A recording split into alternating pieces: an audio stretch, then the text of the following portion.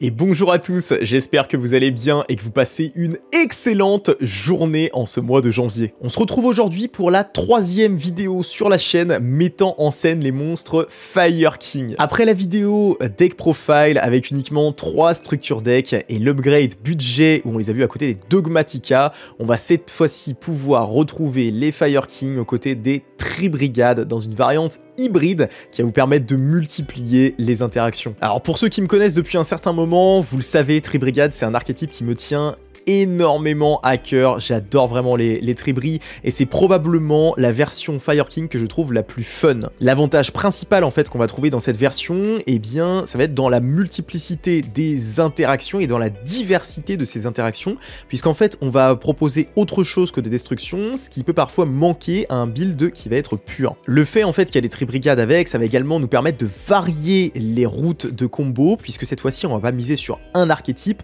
mais bien deux. Alors aujourd'hui on va pas être dans une variante qui va être budget, donc du coup je vais vous présenter une liste qui va être littéralement celle que je trouve être la meilleure liste actuellement Fire King Tri-Brigade. Il y a des possibilités de changement, mais sachez qu'il n'y a pas eu de compromis qui a été fait pour des raisons budgétaires. Comme il s'agit déjà de la 3e vidéo sur les Fire King sur la chaîne, eh bien je ne vais pas trop m'attarder sur les effets des Fire King, je vais plutôt m'attarder sur les effets des Tri-Brigades que vous ne connaissez pas forcément, et surtout sur les ponts entre les deux archétypes. Si vous souhaitez en apprendre plus sur les Fire King individuellement, je vous invite donc à regarder les 2 vidéos précédentes qui sont sur la chaîne. Allez, sans plus attendre, passons au deck profile.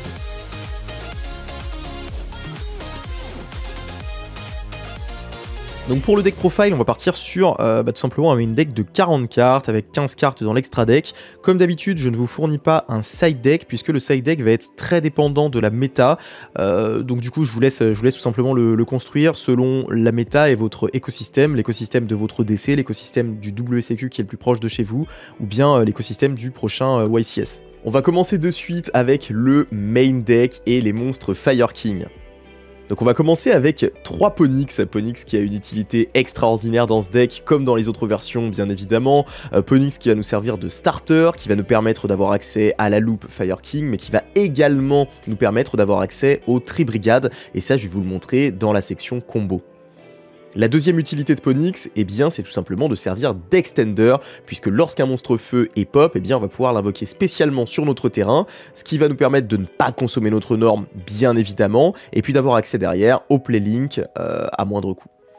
On va jouer Kirin en x3, Kirin qui est vraiment une excellente carte dans ce deck. Alors il l'est bien évidemment dans les autres versions de Fire King, mais dans ce deck là, eh bien, il va vous permettre d'éviter les interruptions targetées sur vos monstres Tri-Brigade feu, donc c'est-à-dire Kit et Fractal.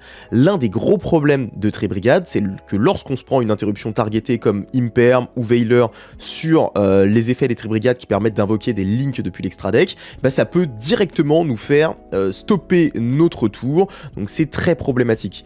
Kirin, il va pouvoir apporter une solution à ce problème-là, puisque lorsqu'on fait l'effet par exemple d'une kit sur le terrain, et qu'on se prend une imperm, bien on va pouvoir déclarer Kirin, pop la kit, et donc avoir le body de Kirin sur le terrain, et de surcroît la link qui va être invoquée sur notre terrain. La deuxième utilité de Kirin, ça va être sur le tour adverse, puisqu'il va nous permettre dans des 3 cartes combo spécifiques de mettre en place une interruption sur son tour, ce qui peut être relativement destructeur. Alors attention, ça arrive pas très souvent, mais quand ça sort, je peux vous dire que l'adversaire, il fait la gueule. On va jouer un seul Garonix parce que tout simplement on a besoin de faire de la place pour l'engine Tri-Brigade et également pour les free spots. Donc j'ai préféré faire des compromis en retirant le deuxième Garonix qui est surtout un Garonix en fait de confort dont on va pouvoir se passer dans ce build là. Le Garonix au fur et à mesure de la partie, eh bien on peut le cycler et on n'a pas réellement besoin d'en avoir un deuxième, d'autant plus dans une version qui peut se permettre de générer des interactions avec 2 engines différentes. Dans cette version là, on va jouer un seul Arvata au lieu des 3 dans les autres versions que je vous ai proposées. Parce qu'en fait, il est effectivement important, mais on peut le tutoriser, notamment grâce à Tenki, qu'on va jouer dans ce build en x3. Arvata, il va nous permettre de mettre en place une interruption de monstres, bien évidemment, ce qui peut nous permettre de nous prémunir des Veilers, des Haches, mais également des Nibiru, donc ce qui est très très efficace. Et puis, il va nous permettre de pop un monstre feu lorsqu'il va faire cette interaction-là, ce qui va nous permettre en fait de démarrer la machine Fire King sur le tour adverse, si notre adversaire active un effet de monstre. Et puis enfin, on va jouer un Barong en x1, il est toujours présent ce Barong, puisqu'il va nous permettre certaines lignes de play, et il va surtout nous permettre de tutoriser notre Kirin sur la standby adverse dans la majeure partie des cas. Au niveau cette fois-ci des spells d'archétype pour les Fire King, eh bien on va jouer 3 sanctuaires du Roi du Feu, le sanctuaire que l'on ne présente plus puisqu'il va tout simplement vous permettre d'Xyz le boss monster Garunix durant le tour adverse pour faire un trou noir, ce qui est dévastateur, et puis il va surtout vous permettre d'activer directement l'île du Roi du Feu que l'on joue en x2, l'île qui va être vraiment incroyable dans ce deck puisqu'on va pouvoir pop nos monstres Fire King, mais surtout on va pouvoir pop Kit Tribrigade qui est un monstre feu et donc nous permettre de lancer nos 2 archétypes, ce qui est le but principal de ce build. Et puis enfin on va jouer la brûlure céleste du Roi du Feu qui est à la fois une très bonne interruption mais également une manière de dodge les interruptions targetées sur vos monstres Fire King. Je viens de vous parler de la composante Fire King du deck et il est temps maintenant de passer aux Tribrigades. Alors avant toute chose, il est important de savoir que tous les Tribrigades du main deck partagent un effet commun. Ils peuvent bannir un certain nombre de monstres bêtes, bêtes guerriers ou bêtes ailés du cimetière pour invoquer un monstre bête, bête guerrier ou bête ailé Link de l'extra deck dont la classification lien est égale au nombre de monstres bêtes, bêtes guerriers et bêtes ailés bannis par cet effet. Concrètement, cette mécanique elle permet d'invoquer des monstres Link de l'extra deck sans utiliser de monstres du terrain et surtout sans forcément respecter les matos dont on aurait normalement besoin pour les invoquer. Donc au niveau de ces Tribrigades, le premier Tribri qu'on va jouer en x3, eh bien c'est Fractal. Fractal, un monstre feu, donc ce qui est très utile avec les Fire King bien évidemment. Et Fractal, il va nous permettre, en plus de son effet d'ignition qu'il possède sur le terrain, eh bien de se cost depuis la main ou le terrain pour pouvoir foolish un monstre bête, bête guerrier ou bête ailé. Le deuxième monstre que l'on va jouer en x3, eh bien c'est le plus important des monstres Tribrigade dans ce build précis, puisque Kit est un monstre feu et va donc pouvoir comboter avec les Fire King. Quand elle est envoyée au cimetière, elle peut foolish un monstre Tribrigade, et c'est elle qui va donc nous donner accès derrière à toute la partie Tribrigade de l'archétype. Ce qui est vraiment sympa, c'est qu'en fait, vu qu'elle est feu, eh bien on va pouvoir la détruire avec l'île des Rois du Feu, ce qui va nous permettre en fait de faire un pont entre les Fire King et les Tribrigades. Le troisième monstre Tribrigade que l'on va jouer, eh bien c'est Nerval que l'on va jouer en 2 exemplaires. 2 exemplaires car il est un petit peu moins intéressant que Fractal et Kit, qui sont notamment des monstres feu et qui ont donc plus de synergie avec les cartes Fire King. Nerval, lui, ça va être notre tuto du deck, c'est-à-dire que quand il va être envoyé au cimetière, il va pouvoir nous permettre d'ajouter depuis notre deck à notre main un autre monstre Tribrigade. Et enfin, le dernier monstre Tribrigade que l'on va jouer, eh bien c'est Keras. Keras qui a toujours le même effet que les 3 autres, c'est-à-dire que sur le terrain, il va nous permettre d'invoquer des monstres Link depuis l'extra deck, mais il va également pouvoir s'invoquer spécialement en discardant un autre monstre bête, bête guerrier ou bête ailé depuis notre main, donc il va faire office d'extender. Mais l'archétype Tribrigade ne serait absolument rien sans la carte qui va suivre, qui est une pièce angulaire de la stratégie du deck. Cette carte, c'est la Révolte Tribrigade, une carte piège d'archétype qui nous permet d'invoquer des monstres bêtes, bêtes guerriers ou bêtes ailés depuis soit le cimetière, soit la zone bannie, de les invoquer sur notre terrain et immédiatement après la résolution de cet effet, eh bien de les utiliser afin d'invoquer un monstre Link depuis l'extra deck. Alors évidemment, il y a des restrictions puisque ce monstre invoqué doit être un monstre Tribrigade, mais il y a une carte Tribrigade qui est très utile sur le tour adverse et qui nous permet de bannir une carte sur le terrain sans cibler, ce qui est donc effectivement une interruption très puissante. Il y a une autre chose qui est très intéressante avec cette carte-là, c'est que eh bien, la révolte ne target pas de monstres dans la zone bannie ou dans le cimetière, ce qui veut donc dire que le fait d'utiliser un Didicro par exemple pour bannir une carte dans le cimetière de l'adversaire n'a aucun impact sur cette révolte. Vous l'aurez compris, c'est là une carte extrêmement importante de l'archétype qu'on va vouloir avoir sur notre terrain en toute occasion. Pour pouvoir aller chercher toutes les cartes dont on a besoin, eh bien on va jouer 3 formations de feu Tenki qui sont extraordinaires dans ce deck là, puisque ça va nous permettre d'aller chercher à la fois le Harvata qui nous permet de nous prémunir des interruptions, et d'aller chercher le Fractal qui est extrêmement important dans la stratégie Tribrigade. Alors si vous comptez bien, là on est actuellement à 28 cartes, il nous reste donc 12 cartes, 12 free spots que j'ai choisi de remplir en utilisant 3 Imperm, des Imperm qui sont une très bonne interruption, 3 Veilers qui remplissent un petit peu le même but, 3 H qui est l'interruption la plus polyvalente, et puis 2 Didicro et un Call by de Grave.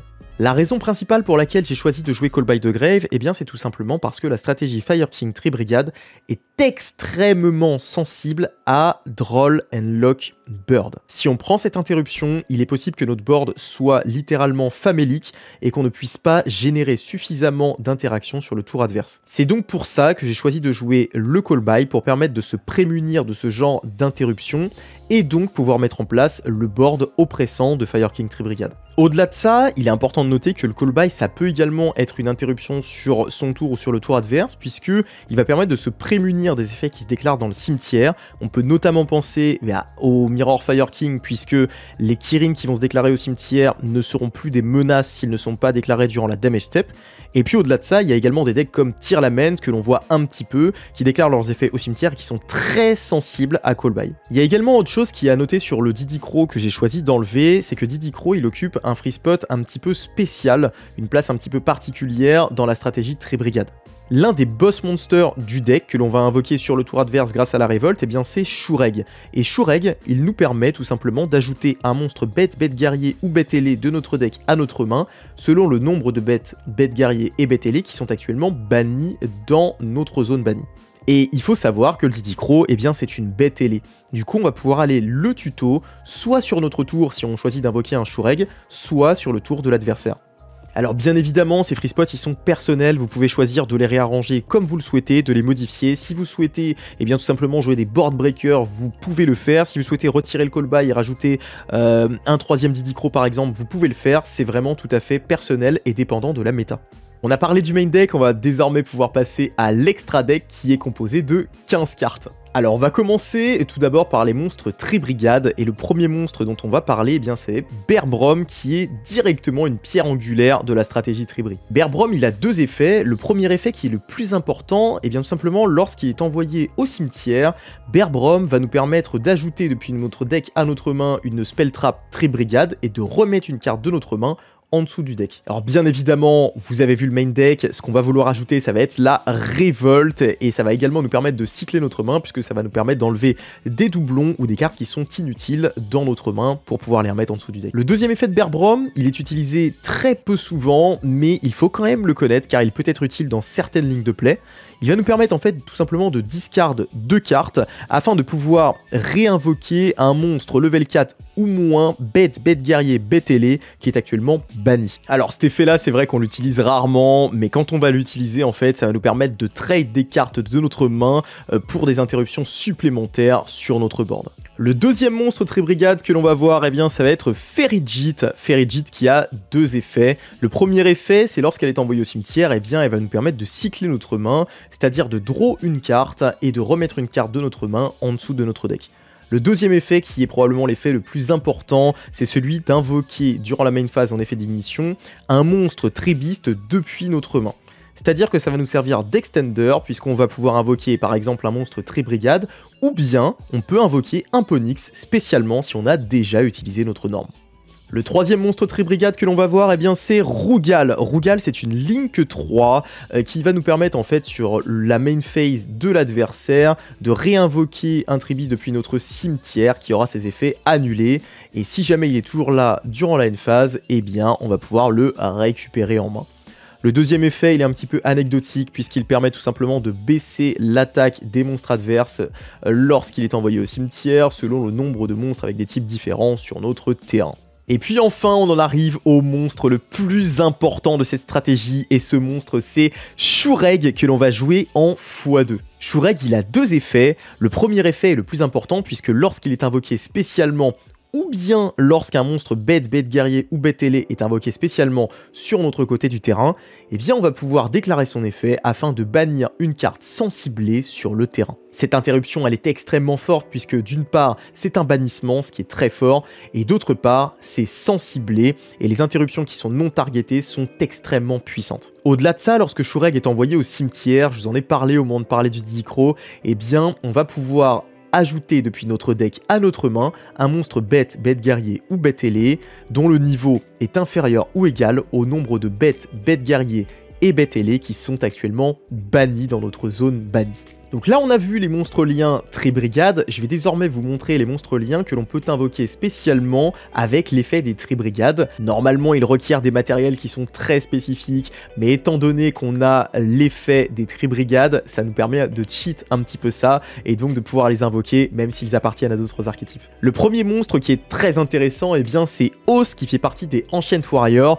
Normalement on devrait avoir besoin d'un monstre vent guerriers anciens, mais étant donné qu'on a l'effet des Tri-Brigades pour l'invoquer, eh bien on va pas s'en priver. C'est une Link 2 qui nous permet tout simplement en effet rapide de cost une carte depuis notre terrain ou notre main, de target une carte face recto sur le terrain de notre adversaire, et en résolution, eh bien on va pouvoir la renvoyer en main. Le deuxième monstre que j'ai choisi d'intégrer, eh bien c'est Doom-Eagle qui demande 2 monstres vent ou plus et qui est une Link 3. Doom-Eagle, il va gagner 2400 d'attaque quand il n'y a pas de monstre dans le cimetière de notre adversaire. Mais le plus important, c'est qu'en effet rapide, on peut target un monstre dans le cimetière de notre adversaire et le renvoyer en dessous du deck. Quand on sait qu'il y a des decks comme Fire King, Labyrinthe ou bien encore Tear Lament qui traînent dans la méta, eh bien on se rend tout de suite compte du potentiel de cette carte. Je vous ai présenté les monstres bêtes guerriers, bêtes ailés qu'on allait utiliser dans ce build, je vais désormais vous présenter les monstres génériques. Le premier monstre générique c'est Almirage, vous le savez, je le mets dans tous mes builds de Fire King et à plus forte raison avec les Tri-Brigades,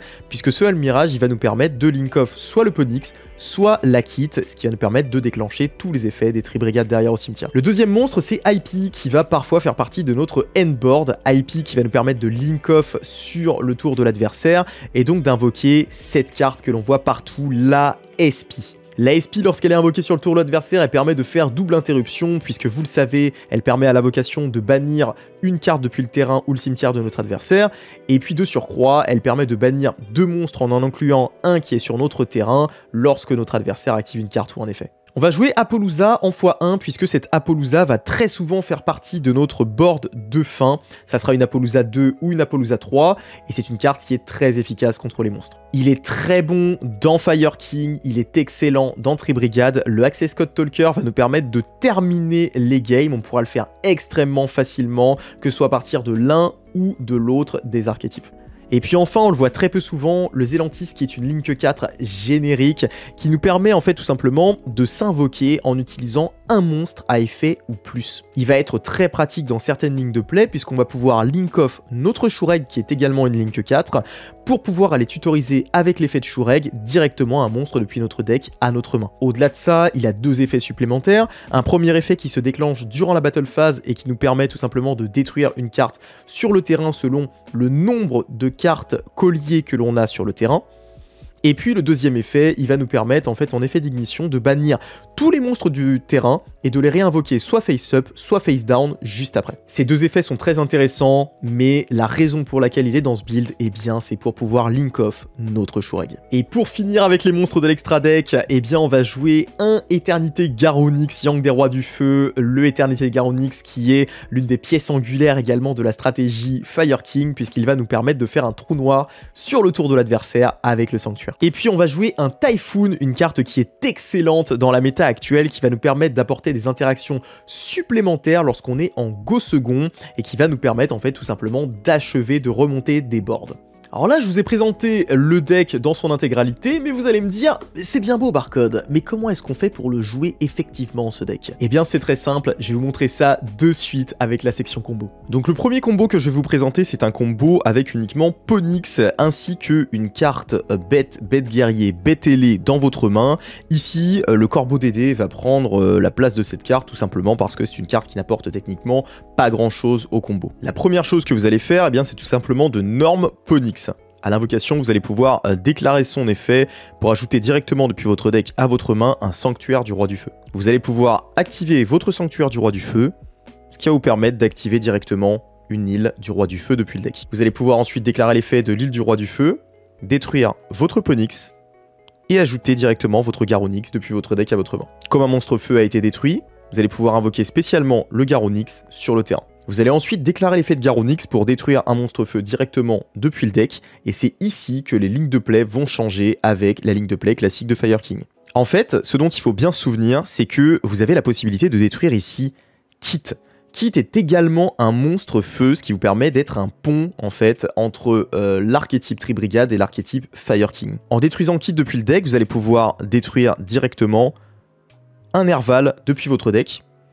Et Nerval va vous permettre d'ajouter un monstre Tri-Brigade depuis votre deck, ici ça va être Keras. Vous allez pouvoir invoquer spécialement de manière inhérente votre Keras en envoyant votre monstre bête, bête guerrier ou bête ailé au cimetière. Puis vous allez pouvoir déclarer l'effet de Keras, vous allez bannir votre Nerval et votre bête, bête guerrier ou bête ailé depuis votre cimetière, afin d'invoquer spécialement votre Bear Brom. Donc ici on ne va pas faire l'effet de Bear Brom, son effet premier qui permet de discard 2 pour respect depuis la zone bannie, on pourrait le faire, mais on va simplement se contenter d'envoyer nos 3 monstres au cimetière afin de faire une invocation d'Apollousa. Donc cette Apollousa, elle a 3 negates, et étant donné que notre Bear Brom est arrivé au cimetière, on va pouvoir aller ajouter directement depuis notre deck à notre main une copie de Révolte et retourner une carte de notre main en dessous de notre deck. On va pouvoir ensuite poser cette Révolte et terminer notre tour. Donc si on regarde bien, ici on a encore 2 cartes en main, on a notre Sanctuaire et notre Île du Roi du Feu qui nous permettent d'avoir du follow-up sur le tour suivant, et en termes d'interruption, on a également une Apollousa 3 negate ainsi qu'une Révolte. Alors vous allez me dire, c'est pas grand chose, effectivement c'est un combo qui est assez conservateur, mais qui va vous permettre d'avoir quand même des ressources sur le tour suivant. Puisque lors du tour suivant, eh bien vous allez déjà avoir en stand-by l'effet de votre Ponyx qui va pouvoir revenir en main étant donné qu'il a été détruit par effet de carte lors du tour précédent. Donc vous allez récupérer votre Ponyx et vous avez également la possibilité d'utiliser cette Révolte. La Révolte, je vous l'ai expliqué, elle va vous permettre de réinvoquer des monstres bêtes, bêtes guerriers ou bêtes ailés depuis votre zone bannie ou votre cimetière. Et en l'occurrence, quand vous allez l'activer, eh bien le plus important, ça va être bien évidemment de réinvoquer votre Nerval, puisqu'il va arriver au cimetière juste après lorsque vous allez faire votre Playlink. Immédiatement après l'invocation des 4 monstres, eh bien vous allez pouvoir les utiliser afin d'invoquer par invocation Link le Shureg. À l'invocation spéciale de Shureg, vous allez avoir plusieurs effets à déclarer. Le premier effet, ça va bien évidemment être l'effet de Shureg qui va vous permettre de bannir sans cibler une carte sur le terrain, ce qui est une interruption qui est très forte. Le deuxième effet, ça va être l'effet de Nerval qui va vous permettre d'ajouter directement un monstre Tri-Brigade depuis votre deck à votre main. Vous allez pouvoir ajouter Fractal, vous pouvez également ajouter Kit, c'est comme vous le souhaitez, puisque Kit peut être pop derrière par l'île du Roi du Feu afin d'ajouter un monstre Fire King, et derrière quand même vous donner accès à des monstres Tri-Brigade puisqu'elle va pouvoir envoyer Nerval qui va pouvoir vous ajouter un autre monstre Tri-Brigade donc sur votre tour. Donc ici on voit qu'au niveau des interruptions, vous avez votre Apollousa 3 negate, vous avez votre Shureg qui permet de la protéger d'une éventuelle battle bien évidemment. Si votre adversaire veut invoquer normalement un monstre et battle dessus, eh bien il va devoir d'abord passer par le Shureg, et puis vous avez la possibilité de repartir très facilement sur le tour suivant et d'OTK avec notamment Access Code, le Shureg et les éventuels monstres Fire King. Et puis au final, il ne faut pas oublier que c'est un one card combo. Ce one card combo, il vous donne quand même accès à virtuellement 4 negates avec les 3 negates d'Apollousa et celle du Shureg. Il vous donne accès à du follow-up puisque vous avez accès à la fois à votre partie Tri-Brigade et votre partie Fire King sur le tour suivant. Et puis vous avez surtout 2 autres cartes dans votre main qui doivent probablement être des interruptions si elles ne vous ont pas permis d'extend votre combo. Donc je vous ai montré dans le premier combo ce que ça donnait avec Ponyx en one card combo et demi avec un bête guerrier bête ailé qui n'apportait rien au combo, donc c'était Crow dans l'exemple précédent. Là je vais vous montrer ce que ça donne si à la place du Crow on met une Kit. Donc vous allez commencer en faisant Normal Summon Ponyx, vous allez déclarer l'effet, vous allez pouvoir ajouter directement votre Sanctuaire à votre main. Vous allez activer le Sanctuaire et vous allez pouvoir activer directement une île depuis votre deck. Vous allez pouvoir déclarer l'effet d'île, mais cette fois-ci, au lieu de détruire le Ponyx, eh bien, vous allez pouvoir détruire la Kit. Vous allez pouvoir ajouter votre Garonix, et en résolution, vous allez pouvoir faire Chainlink 1 Kit pour envoyer un Tri-Brigade au cimetière, Chainlink 2 Garonix afin de s'invoquer spécialement. Vous allez envoyer votre Nerval directement au cimetière, et là encore, vous allez pouvoir Chain Block, puisque vous allez pouvoir déclarer en Chainlink 1 votre Nerval pour ajouter un Tri-Brigade depuis votre deck à votre main, et en Chain 2, votre Garonix pour pop un monstre Tri-Beast depuis votre deck. Vous allez pouvoir pop votre Barong, et avec Nerval, vous allez pouvoir ajouter une copie de Fractal. Évidemment, vous avez déjà utilisé votre Normal Summon, et donc du coup, vous allez devoir trouver un moyen d'invoquer spécialement ce Fractal. Ce que vous allez faire, c'est que vous allez du coup faire votre Link 2, et vous allez partir sur une copie de Ferrijit. Ferrijit peut invoquer spécialement depuis la main, et va donc pouvoir invoquer votre fractal. Ici, vous avez déclaré l'effet de fractal, bannir 2 monstres Trébiste. Donc ici, on va bannir Nerval et Kit. Et vous allez pouvoir invoquer depuis l'extra deck votre copie de Bearbrom. Ici, vous savez où ça va. On va tout simplement link off les 3 monstres et invoquer notre copie de Apollousa. À l'invocation d'Apollousa, on va avoir 2 effets à déclarer. On va pouvoir déclarer Enchaining 1 notre Bearbrom pour pouvoir aller tuto notre Révolte directement depuis notre deck. Et Enchaining 2, on va pouvoir chainblock ça avec Ferrijit qui va nous permettre de piocher une carte depuis notre deck et de remettre une carte de notre main en dessous de notre deck. Une fois ceci effectué, on va du coup poser notre Révolte et terminer notre tour comme ça. Alors en voyant le board, vous allez me dire que c'est littéralement le même board que la dernière fois, mais vous vous trompez. Vous allez voir que le nombre d'interactions qu'il est possible de générer avec l'adversaire est beaucoup plus important qu'avec le board précédent. Au début du tour adverse, ce que vous avez comme interruption, eh bien c'est tout simplement une Apollousa 3 negate ainsi que votre Révolte qui vous permet de générer un bannissement sans cibler grâce à Shureg. Durant votre stand-by, vous allez pouvoir déclarer l'effet du Baron qui a été pop par le Garonix lors du tour précédent, afin d'ajouter directement depuis votre deck à votre main une copie de Kirin. Lorsque vous jugez le moment opportun, vous allez donc du coup pouvoir activer votre Révolte qui va vous permettre d'invoquer eh bien tout simplement 4 monstres. Alors vous pouvez réinvoquer le Nerval, vous avez la possibilité de réinvoquer la Ferrijit étant donné qu'elle a été invoquée normalement. Et puis vous pouvez par exemple invoquer un fractal, ça n'a que peu d'importance. L'important c'est que vous réinvoquiez le Nerval et que vous laissiez un monstre dans la zone bannie. Vous allez directement après utiliser les 3 monstres afin d'invoquer votre copie de Shureg. À l'invocation de Shureg, encore une fois, vous allez avoir l'effet de Shureg qui va vous permettre de bannir sans cibler une carte sur le terrain de votre adversaire et l'effet de Nerval qui va vous permettre d'ajouter un monstre très brigade. L'important ici, ça va être d'ajouter un monstre très brigade feu. Donc on va pouvoir ajouter Kit, que ce soit Kit ou Fractal n'a que peu d'importance, puisque l'important c'est d'avoir un monstre feu à détruire avec Kirin. Donc par la suite dans le tour, vous allez bien entendu utiliser des negates de Apollousa, et vous allez pouvoir protéger cette Apollousa en détruisant un monstre de l'adversaire sans cibler. Pour ce faire, quand vous jugez le moment opportun, eh bien vous allez pouvoir activer l'effet de Kirin afin de pop un monstre feu et de l'invoquer spécialement. Étant donné qu'un monstre feu a été détruit pour l'invocation de ce Kirin, vous allez pouvoir trigger votre Garonix et le réinvoquer depuis le cimetière. À l'invocation, Garonix va vous permettre de détruire une copie de Kirin directement depuis votre deck, et Kirin va pouvoir déclarer son effet au cimetière afin de réinvoquer votre Ponix et détruire une carte sur le terrain de l'adversaire. Votre Ponix n'a pas ses effets annulés, puisqu'il a été réinvoqué par Kirin, et vous allez donc pouvoir déclarer son effet afin d'ajouter une copie de Brûlure pour le tour suivant depuis votre deck à votre main. Si vous vous sentez trop menacé ou bien si vous avez déjà utilisé toutes vos negates d'Apollousa, eh bien l'interruption suivante que je vous propose, c'est lorsque votre adversaire invoque spécialement un ou plusieurs monstres, eh bien tout simplement de trigger le Sanctuaire du Roi du Feu. Ce Sanctuaire va vous permettre de réaliser une invocation Xyz et vous allez pouvoir invoquer Éternité Garonix, Yang des Rois du Feu. Éternité Garonix va ensuite trigger afin de faire trou noir sur l'intégralité du board. Une fois que c'est réalisé, vous allez donc pouvoir trigger l'effet de Shureg, puisque lorsqu'il est envoyé au cimetière,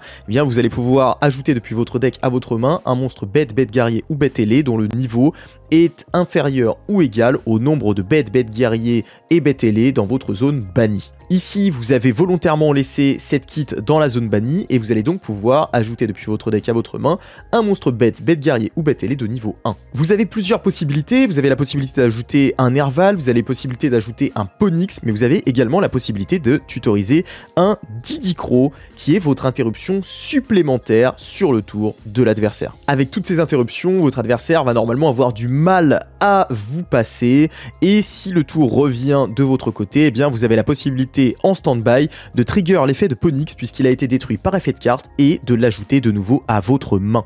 Donc vous êtes dans un setup où vous avez normalement Éternité Garonix sur le terrain, vous avez toujours l'île du Roi du Feu qui vous permet d'aller ajouter des monstres Fire King et de trigger votre Garonix qui est au cimetière, vous avez votre Ponix qui est en main, vous avez également une brûlure du Roi du Feu qui vous permet de dodge les interruptions targetées de votre adversaire ou bien de détruire les interruptions potentielles qu'il aurait sur le terrain, et vous avez normalement la possibilité d'OTK assez facilement avec toutes les ressources que vous avez. Et c'est sur ce dernier combo que va s'arrêter cette vidéo. J'espère que vous avez apprécié cette petite vidéo deck profile avec un archétype que j'apprécie tout particulièrement, les Tri-Brigades couplées au Fire King. Je vous rappelle que vous pouvez me retrouver quasiment tous les après-midi sur Twitch en direct si vous souhaitez interagir avec moi, et vous avez également la possibilité de me rejoindre sur Discord. Si vous souhaitez évoluer dans un univers compétitif, vous pouvez participer au tournoi que j'organise régulièrement tous les week-ends, et également une ligue qui vient d'ouvrir ses portes et qui vous permet de grind les lots et d'essayer d'atteindre le master. On se retrouve très bientôt pour une prochaine vidéo, je vous souhaite une excellente journée et je vous dis à la prochaine. Ciao les gars.